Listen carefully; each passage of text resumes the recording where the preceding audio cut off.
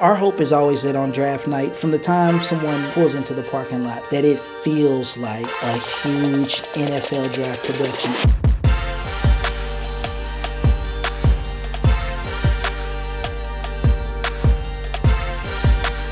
From the time they come in and they ride up the escalators, they will see the huge black sign behind with the lights behind them. It's a plated dinner. It's at Arrowhead and North Club. Like, we really want to make sure that everybody there has a really great experience. They'll see 300 of their Kansas City counterparts dressed to the nines, excited about education, excited about kids. We really want the experience to feel larger than what it is, because really we're taking like this mundane concept, right? Like all that we're really doing is placing people on charter school boards, but when you pull in the theme and the theatrics, it's really an opportunity to celebrate the community champions who are really answering the call of service, while also acknowledging those schools leaders for trusting us with something so precious and so valuable. As the candidates are meeting the schools and the school leaders are meeting the candidates, the schools do not know the order of their pick. And we do that because we want them to meet every candidate. Over the course of the night, one of the things that they're gonna see is that Kansas City leaders showed up. Not only did they show up to come to this event, but they'll learn that day that community members have been involved for months preparing for this day. It's about 2 or 3 days before the draft that we actually do a lottery of the schools, and that determines the order of their pick. No one knows, not me, not the team, no one knows. That night when we say, all right, Hogan, are y'all ready? Y'all have the first pick. You are on the clock. You have 30 seconds to make your selection. And their pick is in. I'm just as shocked as the candidate. I am Alexander Green Jr. Leslie Smith. My name is Fatima Parrish. I am a 2024 Black KC. Black KC. proud charter board candidate. In 2019, I believe it was, KCUR published an article, and they talked about how although our schools are increasing in diversity, the school boards are not. They said, what does it look like to have school boards that do not reflect the diversity of the kids that they're serving? There's an overwhelming body of research that talks about representation. One of the things that people oftentimes miss when they quote this research, though, is that they only speak to how Black students do when they have teachers and leaders of color. But the research often says that all students actually benefit from having diverse representation, not only in teaching staff, but in leadership. In 2020, we launched BLAQUE because we were looking at the data, and we saw that not only across the state of Missouri, but in every school district, white kids were receiving the best educational outcomes from the system, and Black kids were receiving the lowest educational outcomes.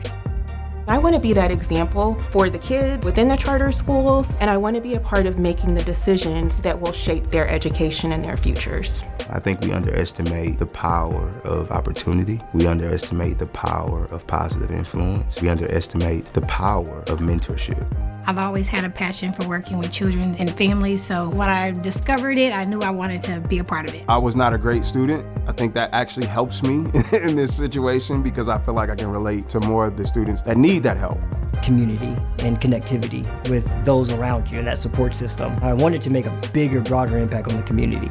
There's the saying that we've heard many times that if you're not at the table, you're on the menu. And for us, the seat of power, of policy, of shift changing in a system was at the school board level. On the district side, we help to recruit, train, and endorse people who are champion for kids who are running for school board. And the charters, because their boards are not elected, we thought about how can we be in partnership with charter schools so that they have a pool of candidates that are diverse, that are ready and equipped to be good governors over their systems. Black KC has provided phenomenal resources in order for us to prepare, not just for the draft itself, but also to be successful as a school board member. From the governance, knowing what to look for, knowing what to ask for, the questions that we should ask, the things that we should look for, training us and teaching us what it means to be a board member and how to be an effective board member. The constant communication, the cheering us on along the way is very important. So just to know that you had a supportive team behind you with the whole staff, that's very rare. When we talk about school board governance, the school board speaks with one voice. It is not about you coming on this board and turning it around. It is about working with a group of like-minded individuals that are committed to seeing the success of the school and its kids.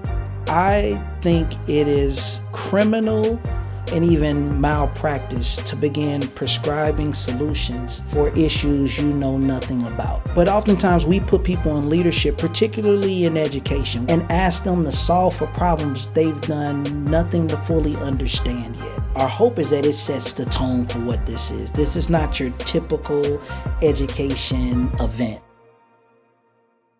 2022, the NFL was coming to Kansas City to host the draft. And we thought, how great would this be to take a play off of the NFL draft and do the same thing for school? 52nd pick in the 2023 NFL draft, the Houston Texans select C.J. Stroud. Ohio State.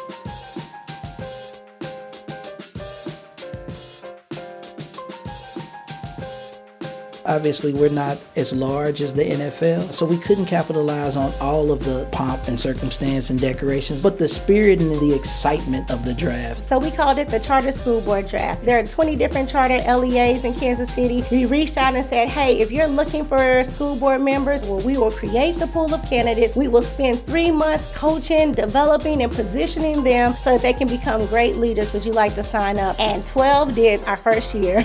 We really wanted to capitalize, almost gamify what's typically sterile in education, make it fun and exciting. As a former school board member, it is one of those thankless jobs. You do it because your heart's in the right place, that you want to make a difference, that you want to support your community. We can teach skills, we can teach you how to read a budget, we can teach good governance. What we cannot teach is a care and compassion for kids and the belief that our kids can be anything they want to be.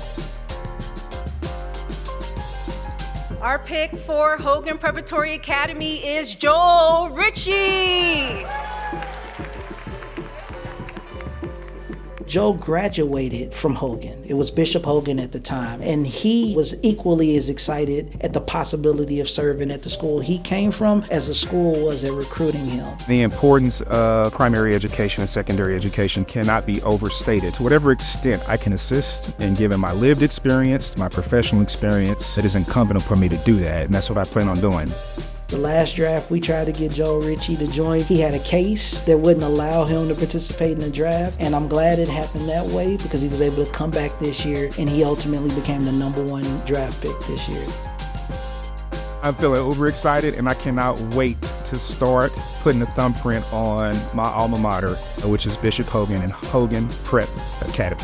To find quality candidates is a difficulty in of itself, but to find quality candidates that look like and represent the population that we serve, that creates a second lift. And that's what Black KC has done under the leadership of Dr. Hill.